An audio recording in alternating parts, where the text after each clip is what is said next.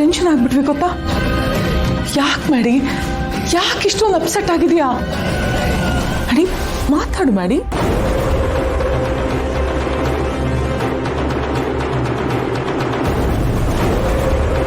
ಈ ಅಮ್ಮನ ಮೇಲೆ ಕೋಪನ ಮಾಡಿ ನನ್ನ ಮುಖ ನೋಡು ಮಾಡಿ. ನಾನು ಏನ್ ಮಾಡ್ಲಿ?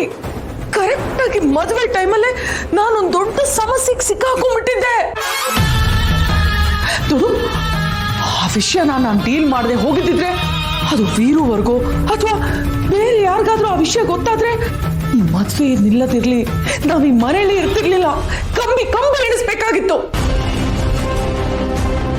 ನಾನಿಷ್ಟು ದಿನ ಆಡಿದ ನಾಟಕ, ಉಳಿಸ್ಕೊಂಡಿದ್ ನಂಬಿಕೆ ಎಲ್ಲ ಹಾಳಾಗೋಗ್ತಿತ್ತು ಮಾಡಿ. ಅರ್ಥ ಮಾಡ್ಕೊ ಮಾಡಿ. ನೋಡು, ನೀನೀಗ ಶ್ರಾವಣಿನ ಮದುವೆ ಆಗದೆ ಇರ್ಬೋದು, ಆದ್ರೆ ಕಡೆ ಪಕ್ಷ ನಾವು ಈ ಮನೇಲಾದ್ರೂ ಉಳ್ಕೊಂಡಿದೀವಿ ಮಾಡಿ. ನಾನು ಹೇಳ್ತಿದ್ದೀನಲ್ಲ, ನಾನೇನಾದ್ರೂ ಆ ಸಮಸ್ಯೆ ಅಟೆಂಡ್ ಮಾಡದೆ ಹೋಗಿದ್ದಿದ್ರೆ ನಾವಿಬ್ರು ಕಂಬಿ ಎಣಿಸ್ಬೇಕಾಗಿತ್ತು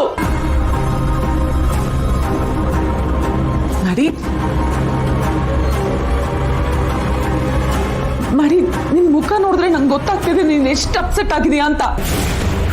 ಪ್ಲೀಸ್ ಮಾಡಿ ಪ್ಲೀಸ್ ಕೋಪ ಮಾಡ್ಕೋಬೇಡ, ಕಾಮ್ ಡೌನ್. ನೋಡು, ನೀನೇನೋ ಶ್ರಾವಣಿನ ನಿಜವಾಗ್ಲೂ ಪ್ರೀತಿಸಿಲ್ಲ ತಾನೇ? So what? ನೋಡು, ಈಗ ಈ ಮದುವೆ ಆಗದೆ ಇರ್ಬೋದು, ಆದ್ರೆ ನಾವು ನಮ್ಮ ಗುರಿ ಮುಟ್ಟಕ್ಕೆ ಇಷ್ಟು ವರ್ಷ ಕಾದಿದೀವಿ.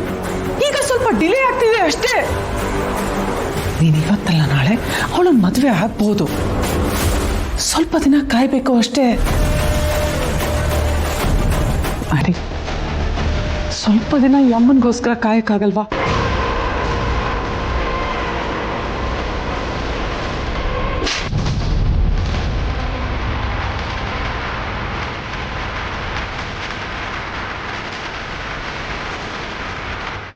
ಶ್ರಾವಣಿ ಮೋರೆ, ಶ್ರಾವಣಿ ಮೋರೆ,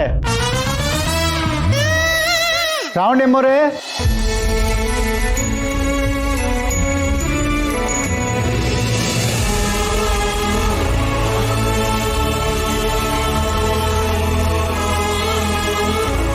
ಅಮ್ಮೋರೆ, ಇದೇನ್ ನಿಮ್ಮ ಅವತಾರ? ಏನ್ ಮಾಡ್ಲಿ ಮಾವ, ನನಗೆ ಹಾಕೊಳ್ಳೋದು ಬೇರೆ ಯಾವ ಬಟ್ಟೆನೂ ಇರಲಿಲ್ಲ. ಅದಕ್ಕೆ ಪರವಾಗಿಲ್ಲ ಬಿಡಿ, ಈ ಬಟ್ಟೆಲಿ ನೀವು ಚೆನ್ನಾಗೇ ಕಾಣ್ತಾ ಇದ್ದೀರಾ. ಸುಬ್ಬು ನಿಮ್ಮ ಗಂಡ, ಅಂಥದ್ರಲ್ಲಿ ಅವನ ವಸ್ತುಗಳೆಲ್ಲ ನಿಮಗೆ ಸೇರಿದ್ದು.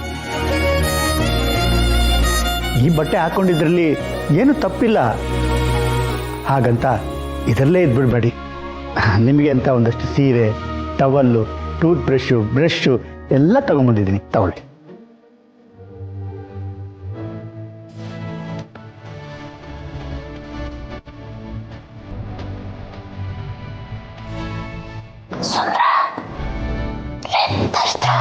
ಏನ್ ಮಮ್ಮಿ? ಅರಮನೆಯಿಂದ ಮಹಾರಾಣಿ ಸೊಸೆಯಾಗಿ ಬರ್ತಾಳೆ. ಅವಳ ಹತ್ರ ಕಿತ್ತುಕೊಂಡು ತಿನ್ಬೋದು ಅನ್ಕೊಂಡಿದ್ದೆ. ಆದ್ರೆ ಇವಳ ಕಾರ್ತಿಕೇಯನ ಕಿತ್ತೋಗಿರೋ ಪ್ಯಾಂಟು ಶರ್ಟ್ ಹಾಕೊಂಡಿದ್ದಾಳಲ್ಲೋ. ಇನ್ನು ಏನೇನ್ ನೋಡ್ಬೇಕು ಈ ಕಣ್ಣಿಂದ ನಾನು. ಮಮ್ಮಿ, ನಮ್ಗೆ ಮೃಷ್ಟಾನ್ನ ತಿನ್ನೋ ಯೋಗನೇ ಇಲ್ವಲ್ಲ ಮಮ್ಮಿ.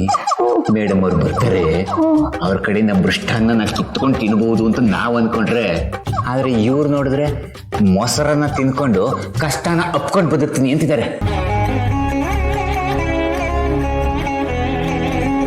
ಟೈಲರ್ ಹತ್ರ ಬ್ಲೌಸು ಹೊಲ್ಸ್ಕೊಂಡ್ಬಂದಿದ್ದೀನಿ. ಥ್ಯಾಂಕ್ ಯು ಮಾವ, ಥ್ಯಾಂಕ್ ಯು ಸೋ ಮಚ್. ನಾನು ಈಗಲೇ ಹೋಗಿ ಚೇಂಜ್ ಮಾಡಿ ಬರ್ತೀನಿ, ಹೊಟ್ಟೆ ತುಂಬ ಹಸುವಾಗ್ತಿದೆ. ಅಯ್ಯೋ, ನನಗೂ ಹಸುವಾಗ್ತಾ ಇದೆಮ್ಮ. ನೀವೋಗಿ ಡ್ರೆಸ್ ಚೇಂಜ್ ಮಾಡ್ಕೊಂಡು ಬನ್ನಿ, ತಿಂಡಿತೀನಿ ನಾನು. ನಿನಗಿರೋ ಒಳ್ಳೆ ಮನಸ್ಸಿಗೆ ಆ ದೇವರೇ ನಿನ್ನನ್ನು ಕಾಪಾಡ್ತಾನೆ. ಈಗಲೇ ವೀರನ್ ಕರೆದು ನೀನನ್ನು ಒಳಗೆ ಕರಿ ಅನ್ನೋದು ನನಗೇನು ದೊಡ್ಡ ವಿಷಯ ಅಲ್ಲ. ಆದರೆ ನಿನ್ನ ಉದ್ದೇಶ ಏನು ಅನ್ನೋದು ನನಗೆ ಗೊತ್ತು. ಅವನಾಗ ಅವನೇ ಒಳಗೆ ಕರೆಯೋವರೆಗೂ ನೀನು ಒಳಗೆ ಬರಬಾರ್ದು ಅನ್ನೋದು ನಿನ್ನ ಉದ್ದೇಶ. ಆಯ್ತು, ಅವನಾಗೆ ಒಳಗೆ ಕರೆಯೋವರೆಗೂ ನಿನಗೂ ಸಮಾಧಾನ ಇಲ್ಲ. ನಿನ್ನ ಉದ್ದೇಶಕ್ಕೆ ನಾನು ಅಡ್ಡ ಬರೋದಿಲ್ಲ. ಆದಷ್ಟು ಬೇಗ ವೀರು ಮನಸ್ಸು ಕರಗಿ ನಿನ್ನನ್ನು ಒಳಗೆ ಕರೆಸ್ಕೊಳ್ಳಿ. ಒಳ್ಳೆಯದಾಗಿ. ಅಷ್ಟೇ ಸಾಕಮ್ಮ. ನಿಮ್ಮ ಆಶೀರ್ವಾದನೇ ನನಗೆ ಶಕ್ತಿ. ತುಂಬ ಬಿಸಿಲಿದೆ, ದಯವಿಟ್ಟು ಒಳಗಡೆ ಹೋಗಿ ನೀವು.